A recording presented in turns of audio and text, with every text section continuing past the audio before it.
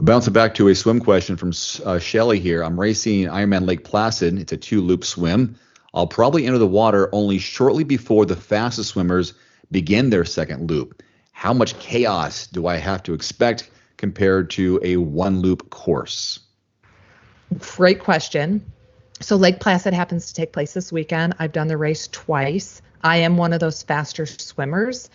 And I've done other loop swims, and I find as a swimmer, the person that's going around one loop while the other people are just starting the loop, I think we have a lot more chaos.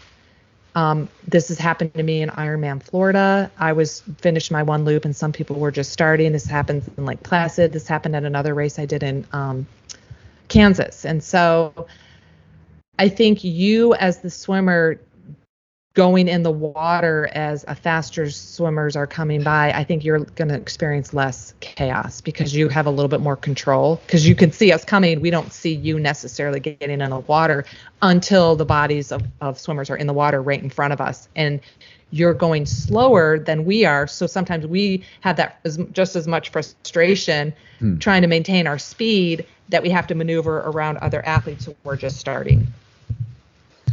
I think the thing I'd say is that, early on, I'm a slow swimmer. Just start a little wider.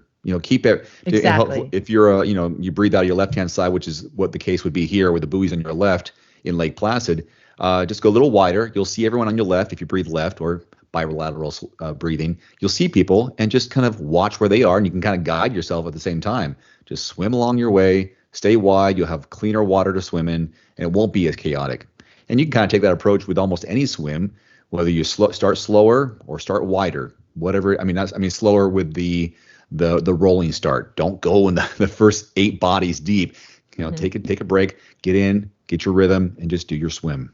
But yeah, I can see the challenges that you're probably anticipating. Right, and one thing to point out in Lake Placid is it's called Mirror Lake for a reason, and so there's a rope that guides you along the swim course. So everyone is going to be fighting for position to be swimming over that rope.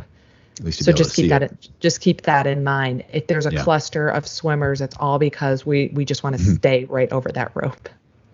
I've had that experience once, and I think the race no longer exists. Lake Stevens in North Washington State, they had a very clear line, and that was my fastest swim ever. Because of that line, I was able to have a cleaner line watching that line underwater, and was great.